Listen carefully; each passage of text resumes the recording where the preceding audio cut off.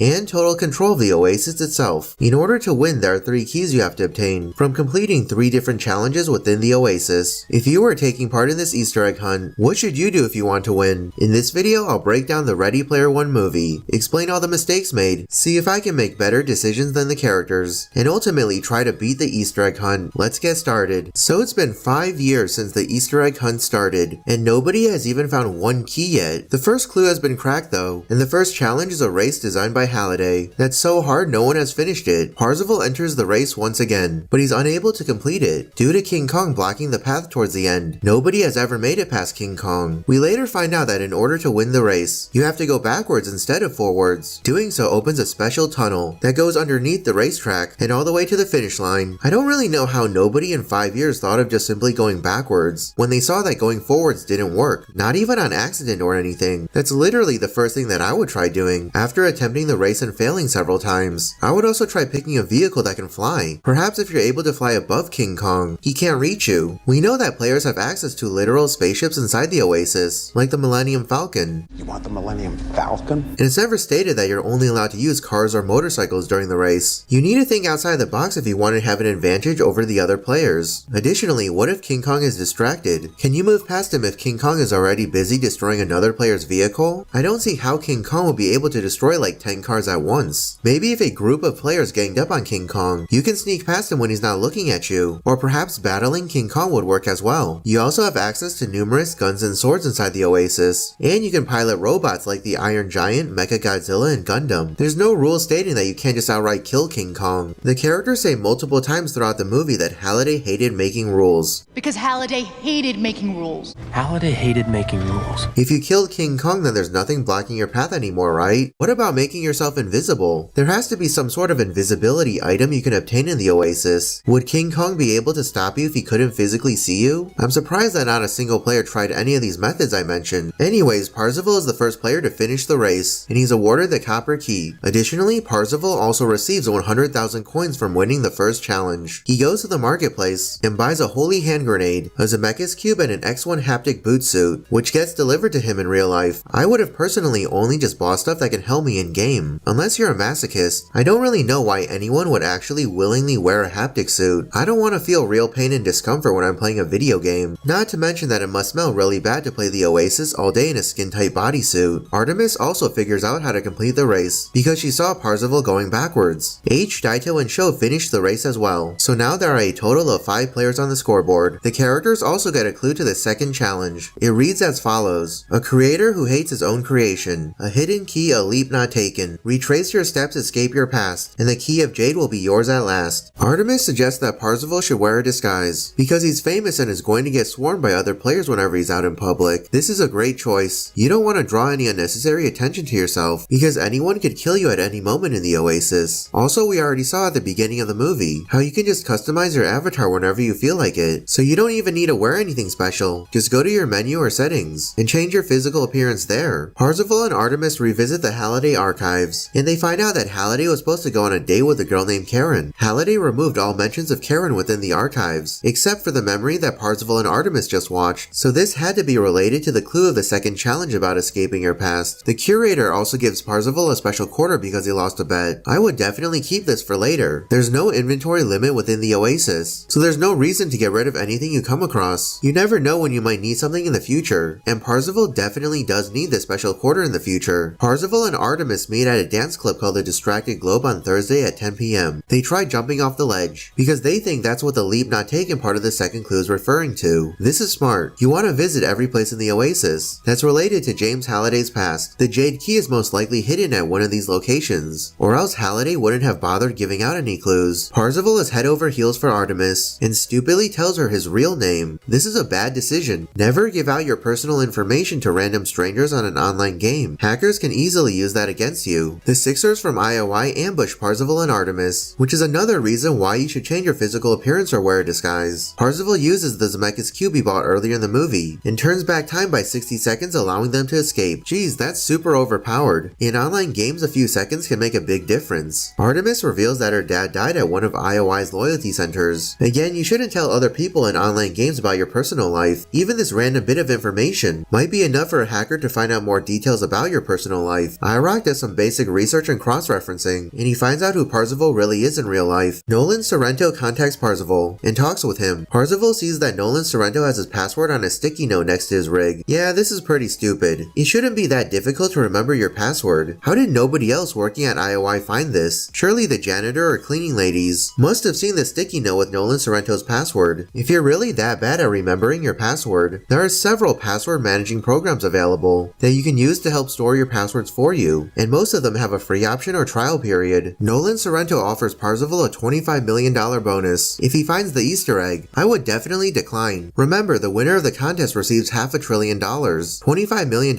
is chump change compared to that. Parzival rejects Nolan Sorrento's offer anyway, because he feels that James Halliday wouldn't want someone like Nolan Sorrento winning. A fanboy knows a hater. In order to get even, Nolan Sorrento bombs the stacks where Parzival lives, killing his on Alice. Honestly, Parzival should have been more polite when he was talking to Nolan Sorrento. You don't want to make someone who's that powerful angry, especially since Nolan Sorrento knows who Parzival is and where he lives. Perhaps if he just respectfully declined the offer, Nolan Sorrento would have just let Parzival go. Parzival also gets abducted by a random guy, but it turns out that the guy was working with Artemis. Parzival and Artemis have been living close to each other this whole time. Artemis suddenly realizes what the second clue means. They have to go to the place where James Halliday and Karen had their date, which was a movie theater. The creator who hates his own creation bit is a reference to the Shining film, which is based on Stephen King's novel, but he famously hates the movie adaptation. I mean, technically Stephen King didn't personally make the Shining movie himself, so it's not his own creation, but whatever. The characters then go inside a recreation of the Overlook Hotel from the Shining film. H goes off on her own, which is not a good idea. It would be better to stick together, especially since H hasn't even seen The Shining, so she wouldn't know what to expect. If you've seen any horror movies, you would know that it's almost always better to go as a group. Lots of details from The Shining movie are recreated for this scene, including the Room 237 moment. Don't kids also play this game? H almost gets killed several times, which is another reason why you shouldn't split up. The characters would be a lot better off fighting the zombies together, but luckily H is saved by the other characters in the nick of time. Artemis finds out that Halliday's biggest fear was kissing a girl. That's the leap he couldn't take. The characters go to the ballroom of the Overlook Hotel and complete the challenge by accepting Karen's dance. Not sure how the characters didn't hear any music coming from the ballroom until they got near it. If I heard music playing, I would check that out first and find where it's coming from. Artemis is the first to finish the challenge and obtains the Jade Key. It would be much easier to get to Karen in the middle if you brought a jetpack or a hoverboard or something, so you don't accidentally fall into the abyss. Once again, it's never stated that you can't do that, and we know that Halliday hated making rules. Moreover, I would also bring a weapon to fight the zombies. I'm not sure why the characters keep going to these places unarmed. Nolan Sorrento finds out that Parzival is still alive and sends Finale to kill him. The third clue is, if you know the answer ultimate divided by the number magic, and what you need, want, and desire will be found in the Fortress Tragic. The answer ultimate part of the clue should be extremely easy to find. All you have to do is a simple Google search, and you'll see that it's a reference to the Hitchhiker's Guide to the Galaxy, and 42 is the answer. I'm sure they have Google in the future, so it shouldn't be a problem. The number magic part is a bit harder to find. It's actually a reference to Schoolhouse Rock, and the answer is 3. It seems like Parzival and Artemis have already figured it out though. As we see in their notebook, they have all the numbers they need, which means that 42 divided by 3 is 14. If you go to Sector 14 of the Oasis, you'll find Castle Anorak, which is a tragic fortress, because Halliday felt that he was more at home there than in the real world. Before they're able to figure anything out, the characters are attacked by IOI, but Artemis stays behind to try and delay the attackers, so that Parzival can escape. She doesn't end up doing anything at all, and gets arrested immediately, so it would certainly have been much better if Parzival and Artemis both escaped together. Parzival meets up with H in real life, and it turns out that she's actually a woman named Helen. H also brought Daito and Sho as backup. It's very convenient that all these characters just happen to live near each other in Columbus, Ohio, even though people from all around the world play the Oasis. We also learned that IOI cracked the clue, and they found where the challenge is, so if you were part of the Easter egg hunt, you can just wait for other people to do all the work and solve the clues, then try to finish the challenge before them, which is what Parzival did for the first challenge. He didn't solve the clue himself. The final challenge involves an Atari 2600, but they're not sure what game to play on it. IOI activates the Orb of Asuvox and creates a force field around Castle Anorak. Meanwhile, Parzival and the others plan to rescue Artemis by going after Nolan Sorrento himself, and since Parzival saw his password earlier, the characters are able to hack him and trick him into revealing information about Artemis. How do they know what his username is? And do people in the future not use two-factor authentication? I guess not. If I was in Nolan Sorrento's position, I would immediately know that something is wrong. How did these two random teenagers make it past security and everyone else in the building, especially because they have guns? The only way to disable the Orb of Asuvox's barrier is from the inside, and luckily Artemis is on the inside, so she's the only one who can disable it. If Artemis wasn't already on the inside of the force field, I think the only other way to take the Orb of Asuvox down would be using a Cataclysm, which would destroy everything in the current sector of the Oasis, including the Orb of Asuvox. Parzival can't afford to buy a Cataclysm at the moment, but I'm sure that if all the players just pool their money together, they could probably purchase one from somewhere, or maybe try getting caught by IOI on purpose and go through one of their portals, like what Artemis does later in the movie. Parzival finds a way to release Artemis from the loyalty pod, and she looks for a way to take down the shield. Nolan Sorrento sees a reflection of the characters on his rig and realizes that he's still inside the Oasis, so H created a fake rig, but didn't bother to make sure this wouldn't happen. I would have definitely checked everything. Artemis logs into Nolan Sorrento's rig and finds the spell needed to turn off the Orb of Asuvox. Nolan Sorrento should have changed his password. immediately after he logged out of the Oasis. I don't know why he's so bad at password management. Half of the things in this movie wouldn't have happened if Nolan Sorrento was able to just remember his password. Parzival gathers an army on planet Doom, and there's a huge fight scene between the Oasis players and IOI. Artemis pretends to be a Sixer and disables the Orb of Osivox. IOI had a guy guarding the orb, but he should have been more attentive and would have probably noticed Artemis sneaking around. If I was Artemis, I'd just take someone else's gun and kill him, so I wouldn't have to worry about being caught. The Sixers try playing the game Adventure on the Atari 2600 and find out that it's the right game. Parzival and Artemis both participate in the huge fight on planet Doom, but I would avoid it as much as possible and try to get through as fast as I could. It seems like it's really easy to get killed, and I wouldn't want to come this far only to fall short. This is also another good time to wear a disguise. The Sixers should all know what Parzival and Artemis look like, and they're at the top of the hit list, so you want to protect yourself. Parzival should also drive a different vehicle, because the Sixers would most likely know to look out for a DeLorean. H sacrifices herself so that Parzival, Artemis, and Sho can cross the lava. Maybe jumping would have worked as well. This is also another good time to have a hoverboard or jetpack. Parzival shoots Artemis to forcefully zero her out, so she can leave the IOI building. A good decision, because Nolan Sorrento is about to catch Artemis in real life. Parzival then uses the Holy Hand Grenade and obliterates a bunch of Sixers. Parzival and Sho make their way to the Atari 2600, and they find out that you don't need to win the adventure game. You actually need to find the first digital Easter egg created by Warren Robinette. It's very fitting and clever that the final challenge involves the first ever Easter egg in a video game. Once again, you can just wait for other people to do everything and see what works and what doesn't. That way you can try something different if you know for sure one method won't be successful. Nolan Sorrento and IROC interrupt Parzival though, and Nolan Sorrento offers Parzival $50 million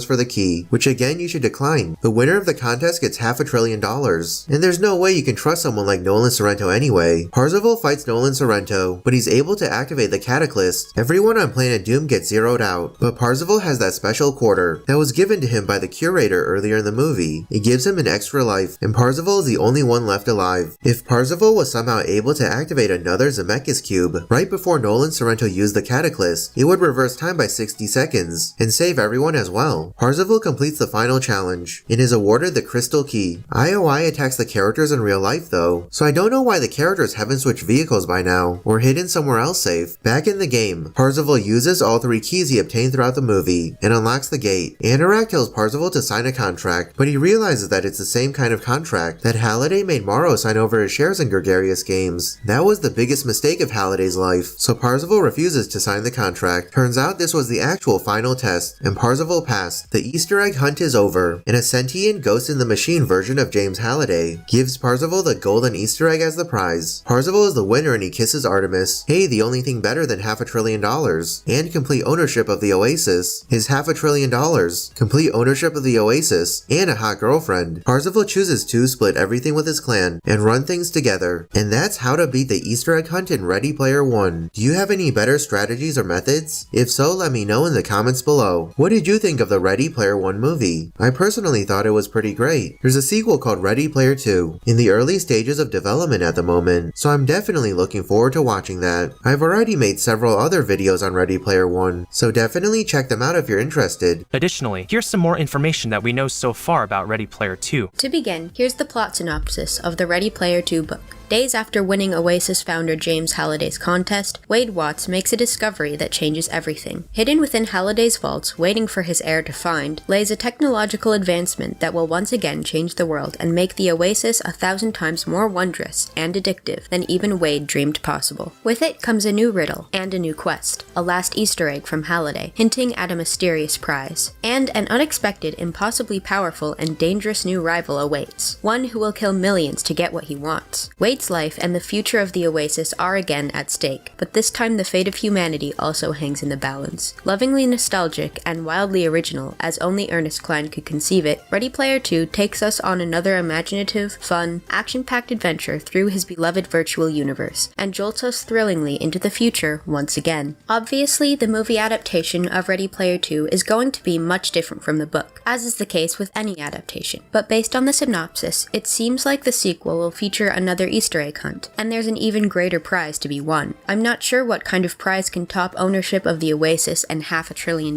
but we'll see. We also know that there's a new rival who is willing to kill millions to get what he wants. I'm assuming this guy wants to take control of the Oasis, just like Nolan Sorrento did in Ready Player One. Finally, I'm eager to find find out more about this technological advancement that can change the world and make the Oasis 1,000 times more wondrous and addictive. Maybe you can transfer your consciousness inside the Oasis and live in it like an alternate reality. That would be pretty awesome to experience. Ernest Cline has already talked about a movie sequel to Ready Player One. Here's what he said. I think there's a good chance that if this one does well, Warner Brothers will want to make a sequel. I don't know if Steven Spielberg would want to dive back in, because he would know what he's getting into. He said that it's the third hardest film he's made out of dozens and dozens of movies. Olivia Cooke, the actress who plays Samantha, also said that she's contracted to return for any sequels. Ty Sheridan, the actor who plays Wade, said he loved working on the first movie and hopes to do another. Additionally, in an interview with Entertainment Weekly, Ernest Cline revealed some more information he'd like the fans to know about Ready Player 2. First of all, the sequel will begin a little over a week after the first book ends. There's a brief gap of time, but it should still flow together with the first story. You don't want to tell the exact same story again, but you still want to give fans some similar elements from the first story that made it such a success. Ernest Cline made sure to build upon the characters' backstories as well as expand the technology and the world. The reason why Ernest Cline chose to do another treasure hunt is because that was the fun part about the first book. It was a pop culture treasure hunt, so the readers could use their own knowledge of pop culture to try and solve the clues along with the characters. Sometimes, the readers would even be able to figure things out before the characters. Furthermore, Ernest Cline announced that this Ready Player 2 novel was a sequel to the first book, and not the movie. Therefore, there's going to be a lot of differences between the movie and the novel. It was hard for Ernest Cline to keep the two different timelines and versions in his head, but he made sure not to let the movie influence his decisions too much. However, Ernest Cline co-wrote the Ready Player One movie, so it did give him a lot of inspiration and ideas for the sequel. He specifically mentioned that the movie soundtrack and some of the songs gave him some inspiration. You know how there were 3 keys and 3 gates in Ready Player One? Well, there are a similar set of challenges in Ready Player 2. Each one of them will pay tribute to different facets of pop culture. Ernest Cline then went on to say that he always envisioned the story as a trilogy. One of them is a sequel, which is the Ready Player 2 novel he just wrote, and another is going to be a prequel about James Halliday and Ogden Morrow in Ohio. It will probably be called Ready Player Zero instead of Ready Player 3, and it's supposed to be a coming-of-age story. The prequel is based on Ernest Cline's own childhood. He grew up playing a lot of video games and Dungeons & Dragons as a kid, so it's going to be like Stand By Me. Ready Player 2 is currently the end of the story, but Ernest Cline stated that maybe his daughter will write more sequels, just like how Frank Herbert's son wrote more Dune novels after him. In another interview with Austin 360, Ernest Cline explained some more details about the sequel. Ready Player 1 showcased virtual reality, but Ready Player 2 will explore the brain-computer interface, in which an implanted device helps control a person's actions and experiences. The brain-computer interface could even serve as an empathy machine. It could allow you to literally feel exactly how someone else feels. And that's everything we know so far. How excited are you for Ready Player 2? Let me know in the comments below. I loved the Ready Player 1 film, so I'm definitely looking forward to the sequel. Which movie or anime should I do next? Leave a suggestion. Check out some of the other videos on this channel. If you're looking for another good movie to cleanse your palate after enduring the abomination that is Sword Art Online, check out The Immaculate Room. Unlike the mind-numbing disaster that SAO is, The Immaculate Room offers a gripping, well-crafted narrative. Here are 25 ways to beat it, ensuring you get the most out of an actually well-thought-out plot. Forget the garbage that is SAO and treat yourself to quality entertainment for a change. The Immaculate Room is everything SAO wishes it could be, but fails miserably at achieving. In The Immaculate Room, couple Mikey and Kate have a once-in-a-lifetime opportunity to win a whopping $5 million, but there's a catch. They must survive living together in a bland, white room for 50 days straight with nothing but each other's company. Get ready to outsmart the most bizarre challenge ever created. Our video reveals 25 genius ways to conquer the Immaculate Room and emerge as the ultimate winner. Exercise regularly. Staying physically active is important for both physical and mental health. Mikey and Kate could create a workout routine that they do daily to keep themselves in good shape and to release endorphins. They could have done bodyweight exercises, yoga, or even practiced martial arts. Exercise would not only help them stay fit and healthy, but also keep their minds occupied. Practice meditation. The blank space could be an ideal environment for meditation and mindfulness practice. By doing so, Mikey and Kate could cultivate mental clarity, relaxation, and inner peace. This would have allowed them to focus on the present moment and appreciate the simplicity of their surroundings. Make a plan. Mikey and Kate could put their heads together and come up with a detailed plan of how they want to spend their time. They could brainstorm fun and engaging activities for each day. They could also designate specific times for certain tasks. By sticking to a daily routine, they could create a sense of normalcy and structure in their otherwise monotonous monotonous environment. They could constantly update and improve their plan, which would give them a sense of purpose and accomplishment. Take care of their hygiene. Maintaining good personal hygiene is essential, especially when confined to a small space. Mikey and Kate could create a schedule to ensure they shower, brush their teeth, and change their clothes regularly. Keep a positive attitude. The most important thing for Mikey and Kate to survive this challenge is to keep a positive attitude. They could motivate each other, maintain a sense of humor, and remember the prize waiting for them at the end of 50 days. Practice mindfulness. Mikey and Kate could try practicing mindfulness. They can cultivate a sense of inner peace and well-being, which could help them better cope with the challenge of being in the immaculate room. Find ways to modify the space. Although the room is blank, Mikey and Kate could still find ways to personalize the space to make it feel more comfortable. For example, they could create a seating area with pillows. Challenge themselves. In addition to coming up with new games or puzzles, Mikey and Kate could challenge themselves in other ways. They could see how long they can stand on one foot or how many push-ups they can do in a minute. Learn from each other. With only each other for company, they could use this time to learn more about each other's interests, hobbies, and life experiences. Mikey and Kate could take turns teaching each other new skills or sharing stories from their past. Learning from each other could be a great way for Mikey and Kate to not only pass the time, but also grow as individuals and as a couple. They might even discover a new passion or interest that they can pursue together after they leave the room. Create a routine. Establishing a daily routine could help them stay on track and also provide a sense of familiarity and comfort. This could include things like waking up at a certain time, taking breaks at regular intervals, and going to bed at a consistent time. Use imagination. With a blank space, there are endless possibilities for using one's imagination. Mikey and Kate could create stories, imagine alternate realities, or even pretend they are on a different planet. The lack of distractions could encourage them to use their minds in ways they never had before. This is the perfect place to explore their inner creativity and imagination. Bonding and communication. Mikey and Kate could have used the 50 days to strengthen their relationship and improve their communication skills. They could have shared stories or simply spent time getting to know each other better. This would have made their time in the room more bearable and could have even brought them closer together. Play games. Mikey and Kate could play memory games. Additionally, they could challenge each other to see who can come up with new games to play. Storytelling. Mikey and Kate could tell stories to each other, using their imaginations to create elaborate plots and characters. They could use their shared experiences in the room as inspiration for their stories, creating a unique and collaborative narrative. Plan for the future. Mikey and Kate could use this unique opportunity to plan their future together, discussing their hopes and dreams and setting long-term goals. They could also create a shared bucket list of things they want to accomplish in their lives, which can provide a source of motivation and inspiration during their confinement. Perhaps they could even brainstorm ideas for a business or creative project they can work on once they are free. Planning for the future can be a positive and productive way to pass the time and focus on something beyond their immediate situation. Avoid arguments. In the high-pressure environment of the immaculate room, conflicts and disagreements could arise easily, leading to heated arguments and potentially damaging consequences. Mikey and Kate must avoid any misunderstandings or conflicts. They could develop conflict resolution strategies such as taking a break or practicing active listening to prevent arguments from escalating. With the possibility of winning $5 million at stake, it's important for them to work together as a team. Resist temptations. Being confined to a plain white room for 50 days with no distractions and only each other for company can be mentally and emotionally challenging. Temptations to escape or give up may arise, but it is important for Mikey and Kate to resist these urges. They could remind themselves of their purpose and motivation for taking on this challenge, which is to win the $5 million.